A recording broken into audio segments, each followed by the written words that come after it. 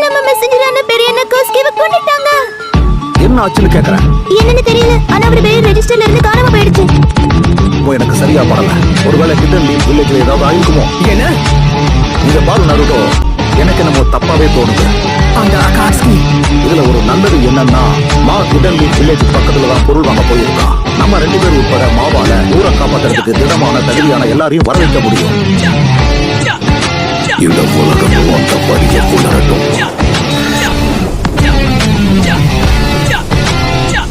அட கடவுளே, நான் புக்கசக்க உன்ன சொல்ல சொன்னாரு. அவங்களை இங்க வர வைக்கணுமா? சமனிங் ஜூட்சு எங்களுக்கு